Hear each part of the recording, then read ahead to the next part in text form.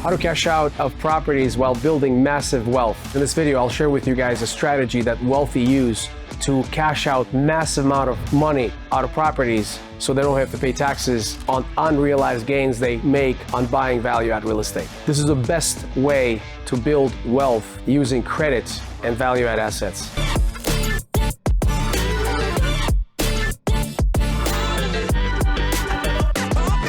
My name is Rafik Moore. I'm the CEO of Brait Capital, an investment company with a singular focus on value-add investments in Midwest. We own and manage a 9-figure portfolio across 9 states. Over the last 15 years, I've built this portfolio using all of these strategies and tactics, and I'm here to share all of these ideas and strategies with you.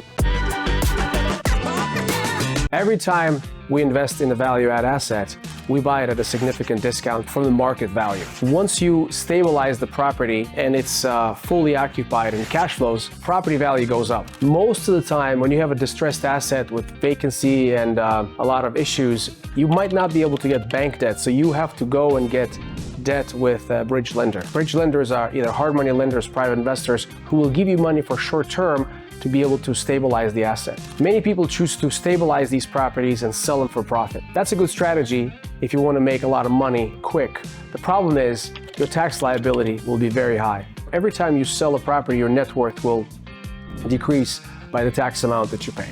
What I prefer to do now is to buy properties, stabilize them, and to refinance. Now, I'm very methodical about cash out refinances. I never want to refinance more than what we are into the property for. In other words, I don't want to profit from the property. I just want to extract our investors' money and pay it back so that we can recycle it again. I want the property to generate cash flow and appreciate over the following 5 to 10 years. And that's how wealth is built, really, is by buying properties and holding it for long-term and appreciation. Every time I sold properties, after paying brokers, after paying taxes, after negotiating with sellers, I probably lost 50% of the net capital that I would have otherwise retained if I held the property for long term. So I learned my lesson. If the property is really good, if it's well located in a good community, I'd much rather hold it for long term and serve the community through that property by providing really, really good space for our tenants. Why is this important? When you invest in real estate, you constantly have to raise capital. But if you have stabilized the property and you extracted the capital, very likely that these investors will recycle the capital with you, giving you the opportunity to go and double down and buy another asset. We've used this strategy with our investors and kept reloading it, keep redoing it. And because property values have gone up over the course of the last 15 years and the mortgages have gone down, our exposure in our portfolio is right around 40%, maybe 45%, based on our value of the property and outstanding mortgage obligation, which is a really good ratio. When you keep property over long term and you consistently pay off debt, rents go up with 3% escalators and the value of the property increases. Every 5 to 7 years, you can again refinance the property to extract some cash tax-free. We do that sometimes, but mostly when we buy another asset and cross-collateralize this specific, our initial property, to avoid raising capital for the new deal. For example, on a property we bought in 2016 for $1.8 million, we spent $200,000 to stabilize it. I refinanced it, got $2 million loan, paid off the investor, and property was generating about $15,000 cash flow. I still own the property, and 2 years ago, when I was negotiating a deal with another seller, I actually asked the seller to put a mortgage against that property so that he would release his asset and I would have the other property free and clear. This process is called substitution of collateral. When you pay down your mortgage consistently and their value goes up, you have extra equity in that property, and we call it leverageable equity. But that leverageable equity can be used as a substitute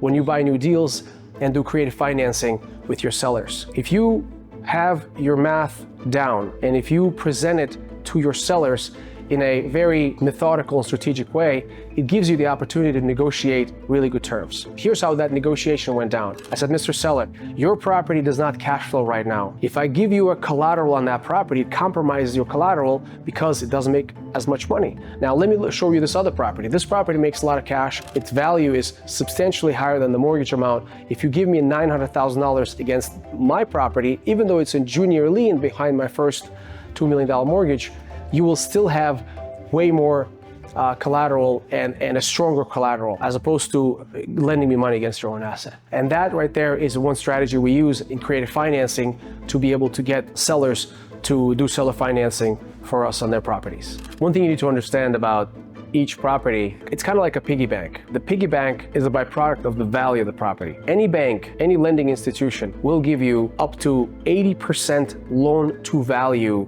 on a property. 70, 75, 80% of the appraised value, they will give you a cash out refinance, depending on the size of the loan, depending on the type of the property. For apartments, for example, you can get up to 80% on shopping centers and retail properties.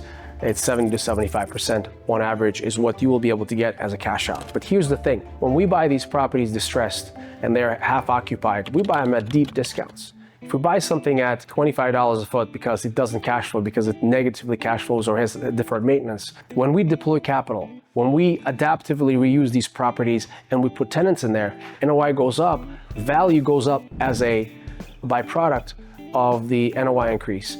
And in this process of forced appreciation, most lenders will require you to hold the property for 12 months and a day before they will use your new value, regardless of your cost basis, to assess what they can lend you on that property. The other consideration is debt service coverage ratio. If loan to value will limit you on the value of the property, debt service coverage ratio will limit you on the amount of mortgage you can place on that property. And the ratio that most lenders use is 1.25. For example, if you have an NOI, net operating income annually of $125,000, most lenders will give you debt service, which is on all of the monthly payments on the property for about 12 months. Most of the banks will give you $100,000 as a total debt service that you can afford on that property. So two limiting factors that will prevent you from cashing out: loan to value and debt service coverage ratio. When we shoot for a debt service coverage ratio of 1.5 to 2 and we force appreciation,